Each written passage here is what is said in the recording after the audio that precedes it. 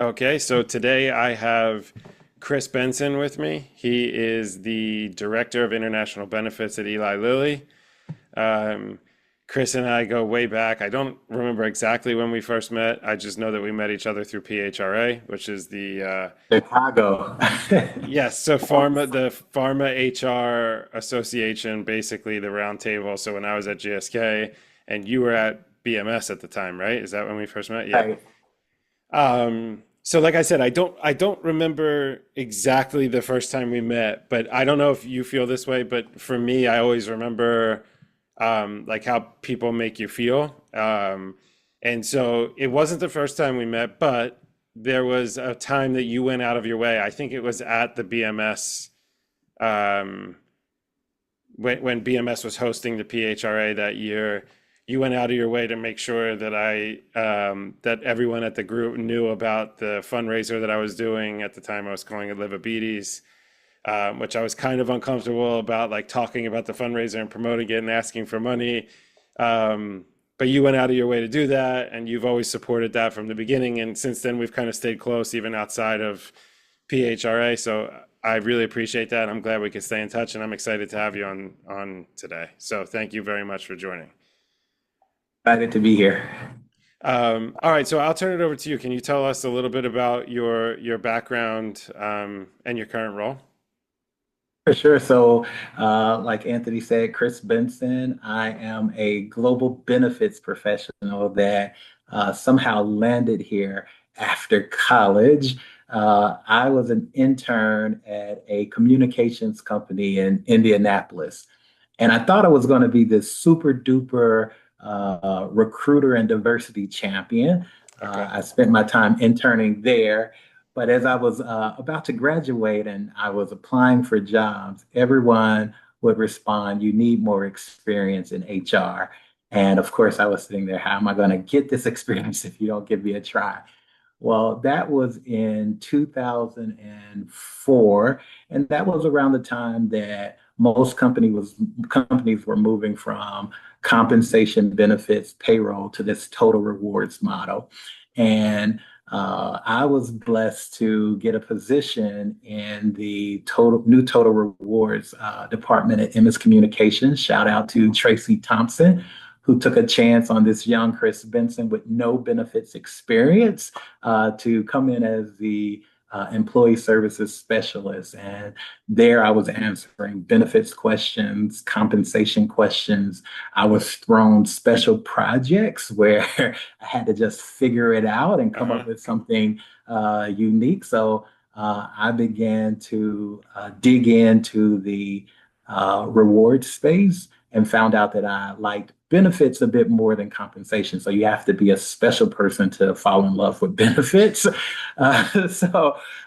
From there, I think I'll summarize the rest of my career to date by saying I've been given many opportunities based on relationships that I've built externally and internally. So I left MS for a more a niche role in benefits in Chicago at a smaller company to get more hands-on direct experience because it was two people in the benefits department. Um, my mentor reached out and said there's an opportunity in DC at Howard University. So I went there and then I found that there were international companies. So growing up in Memphis, I didn't know much about international companies. First kid and family to graduate from college, right?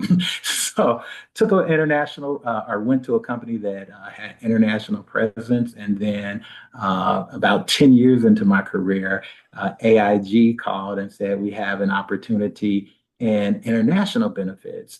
And so again, given a chance, worked really hard to learn the space and ask questions. I think most people who work with me probably characterize me as a person who is very curious, right? And ask a lot of questions about why do we do it this way. So even with all of this gray hair, I pretend like I don't know much. And I call myself a practicing professional because I never want to get set in my ways and think that I know it all or get used to the status quo. So 20 years later, I'm at Eli Lilly. and consult on all things benefits outside of the US. My scope is a bit more specific. I don't have the entire world. I do EMEA, Japan, Canada, and Puerto Rico. And support as needed our talent mobility group. That was a long-winded answer, but No, yeah. I love it. I love this. So there's a couple of things. So one of the things you mentioned that I think is really important is you said that you were given opportunities because of relationships that you developed, and it's something that I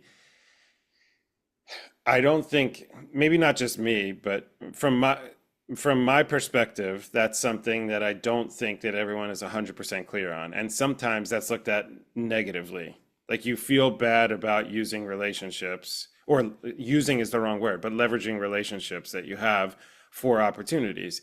But the truth is that that's how it happens. Whether Oh you do it yeah. inten whether you do it intentionally or not, and how you go about networking, and that's always you know, d- I look at it negatively. I suck at small talk. I know you and I have spoken about this before. I absolutely hate whenever we're at conferences together. I try to just stay in our little group, not because I don't want to meet other people, because I'm just terrified of small talk.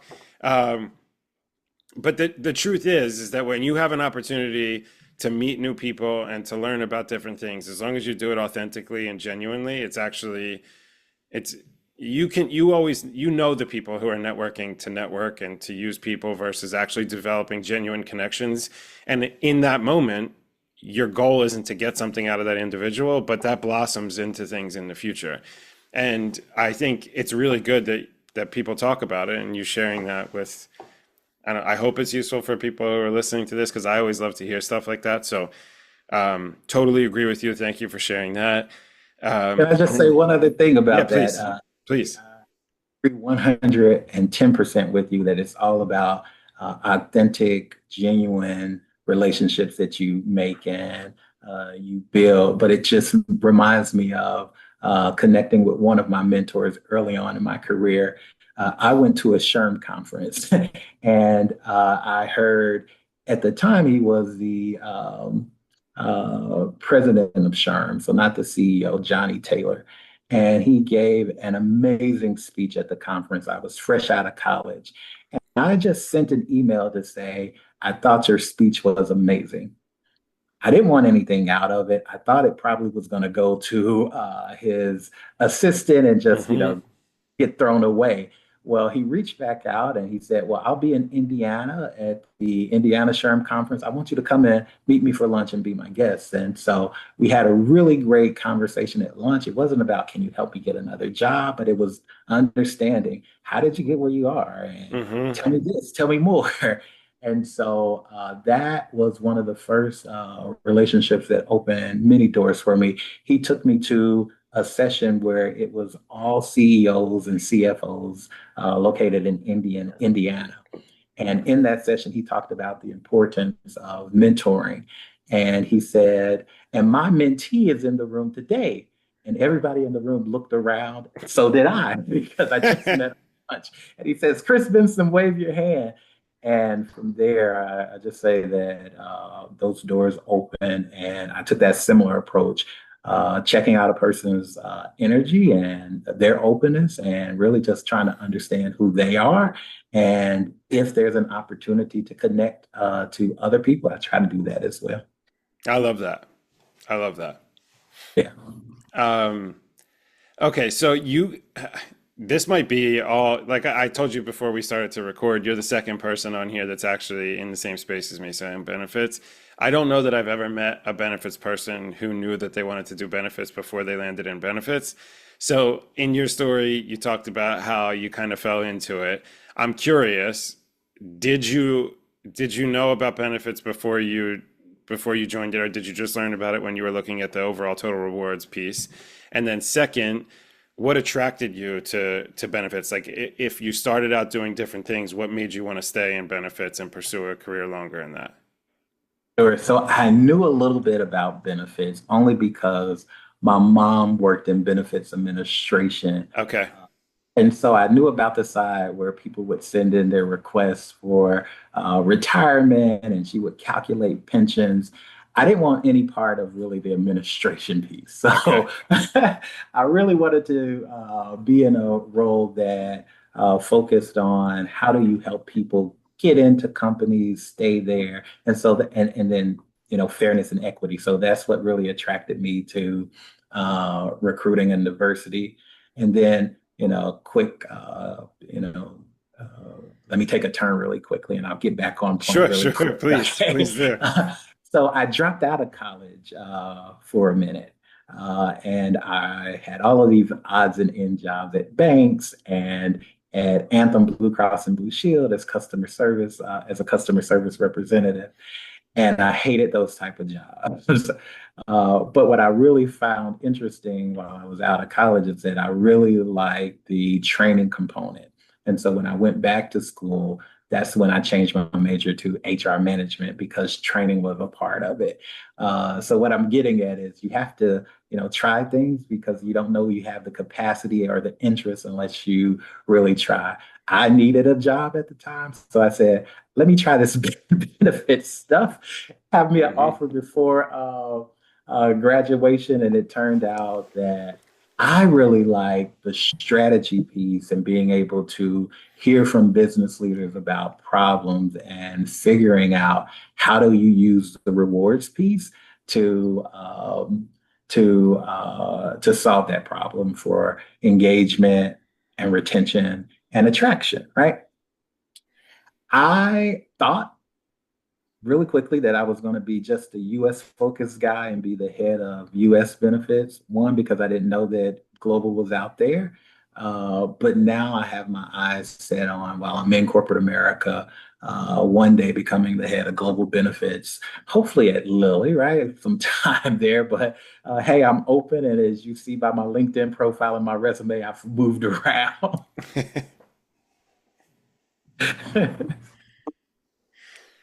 So that's great. I like that. I, I I'm curious about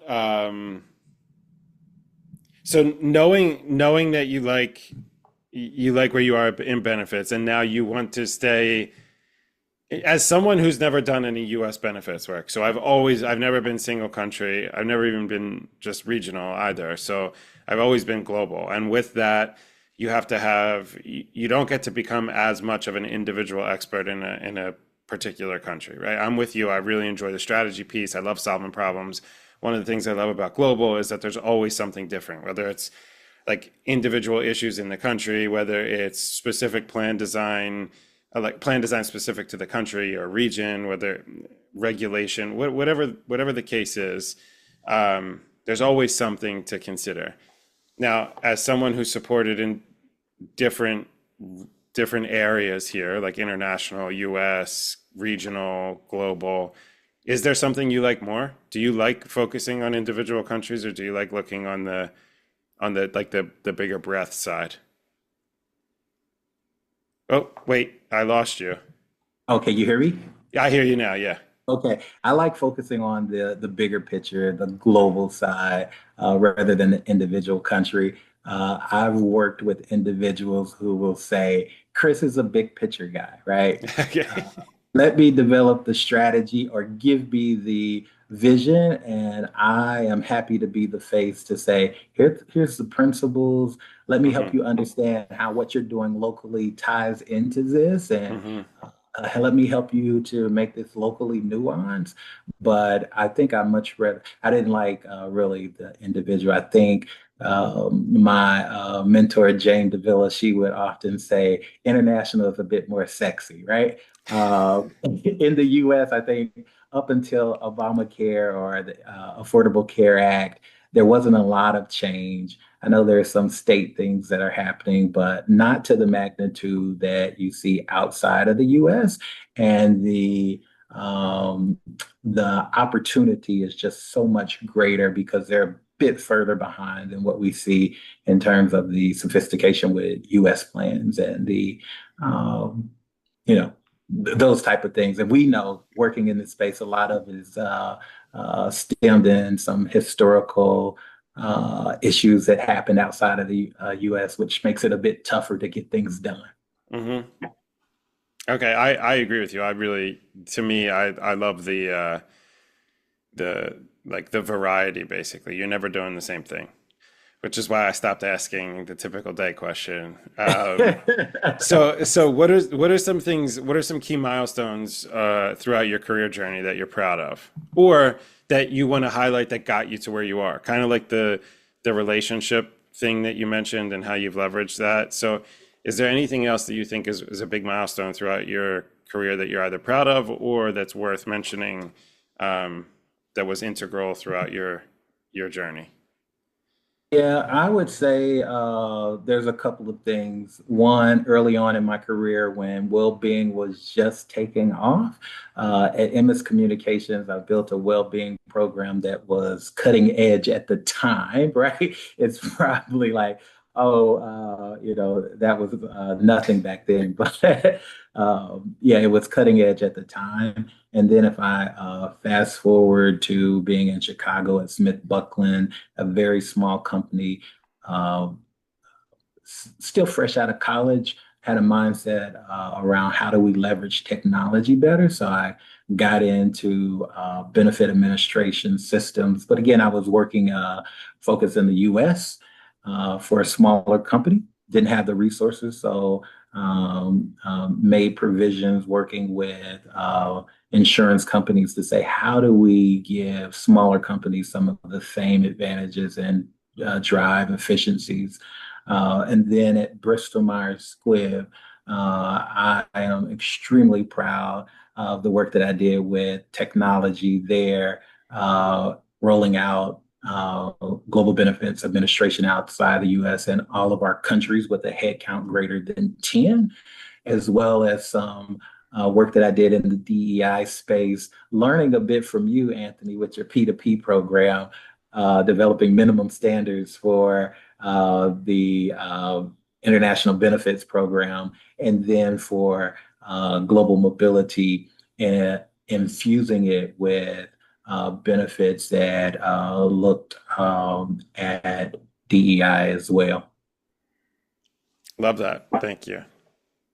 Um, any aspects of the job that might surprise people? Yes, I think most people, when they hear about a benefits role, they think about what I thought about my mom, that she just was a paper pusher. But I think when you move beyond the entry level roles, it's much more about influence and developing those skills. So I think everyone knows that no one knows everything, right? Hmm. So it's being comfortable asking questions, connecting resources, and being a trusted advisor. And again, that takes time and building the right relationships. I learned at Bristol Myers Squibb, and it's really working for me at Eli Lilly as well. When you build solid relationships, you can move things just a bit faster Yeah, and absolutely. you get more done, right? They trust you a little more. There's still roadblocks, and I still find that some things take a little longer than I want, but you get them done when you develop those key relationships. And I think it's that piece around influence that most people don't really get. I don't know if you hear it, but I hear people when I talk about my job, they're not closely related to HR or even a finance role that you could probably put on par. They say, I can do that. And I say, well, if you could do it, they would hire you, right? But it's that influence piece Yeah. and being able to connect at most levels that I think that they don't really get. Yeah, I think one of the things that I agree with you, it's about because you're not just developing relationships, you're developing trust, right? So you have someone, especially when you're in those global roles or central roles where you're looking to implement, these broad-based principles or guiding principles or the global strategy. The idea is that, and I know I'm the same way at whatever scale that means, like when it's affecting me as individually, is you want to make sure that the nuances that you're aware of are taking into consideration. Um, and if you can make that clear, then you develop you develop your ability to influence without authority. And when we were at Definitely. GSK, the model has changed a lot since I left, but I used to say that it was centrally decentralized because, it's very easy to just write a strategy down at a central level, but to actually implement it and to work with the countries and to bring them along on the journey and not just tell them that this is what needs to be done, but actually build it with them so that you can account for local nuance and regional nuance and make sure that this works as intended for the correct audience. That's where I think you can make the biggest impact. And you don't have to know everything because you have people there who do know everything or know most more than you do. So I completely agree with you. The other That's thing been that a big people piece. are surprised about the roles that you and I are in is that you need a global mindset, right? When Hmm. you really want to be effective in these roles. I find that when I talk to people outside of the US and they've worked with some of my other colleagues, they get surprised when we don't say things like, well, this is how we do it in the US. Why can't you Hmm. do it that way, right? So I think to your point, really getting in there and understanding their point of view, why it happens the way it happens locally, and looking for that solution, I think is really important as a part of that relationship building as well. Yeah, I cringe. I mean, we still hear people at conference. I cringe when people say, like, how do you get your local teams to do what you want? It's like, well, you need to stop sounding condescending, and that's the first step. And it's not about what you want. It's about, building it together, and it should be working for them. And if you can't articulate why it's the right move, then maybe you should reconsider what it is. Couldn't So agree more.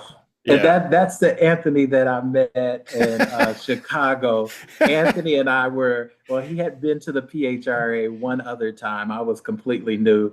And Anthony raises his hand. It's like, I know I'm the young person in the crowd, but Yes, that is that will be that's one of my positives and negatives too. It's a gift and a curse, I guess. I'm always honest, right? So I love it. It's inspiring. You've inspired thank you. me since I met you. Thank you, man. I appreciate that. Um, okay, so on to the namesake of this series is if I knew then. So if I knew then what I know now, would I approach things differently? Would I do, is there a piece of advice that you wish you had earlier in your career that could have potentially been useful for you? And this could be for you as an individual. It doesn't have to be a specific situation. It could also be for someone potentially looking to follow in your footsteps, or just more general. I'm curious. One piece of advice that you would give your younger self. I would tell my younger self, go after what you're passionate about. When you find out what you like to do. So for me, it was benefits, but really invest in those things, your time that you have a passion for, because on those days where you feel unappreciated or those times where you feel overworked and overwhelmed, the times that you don't even like the job or the company anymore, I think it'll sustain you and give you that drive to keep going, not just there, but for that next step in your career. I often think about what would I do if I wasn't doing global benefits? Could I do marketing and could I do compensation? And I always keep an open mind because I didn't know that I would like the mobility function until it was thrown on me. I had to sink or swim. No experience in mobility, but it turned out that it was something that I really liked. But I think if I didn't have that passion and I wasn't going after that, I would probably be burnt out, looking for my next career, unsatisfied, and not contributing. The other piece of advice that I also would share, Anthony, is go beyond the status quo. Uh, I think one of the things that people often question about my resume is, well, why did you move after 3 years here, et cetera, right? I'm going to say, just in general, that I think really what drives me is learning new things, creating something new, being innovative. And when that's not there, when there's no desire for innovation and to take it to the next level, I think you get bored and easily become complacent. I never want to just be a widget maker. And I think that's most people in life. So go after what you're passionate about and always seek to elevate. Thank you. Love it. Um, all right, so what's next for you? What are your future goals and aspirations? So I look at my future goals and aspirations, like I'm looking at a toolkit to say, what else do I need in there to get to the next level? So I think the next role is going to have a bit more responsibility with presenting to the executive committee.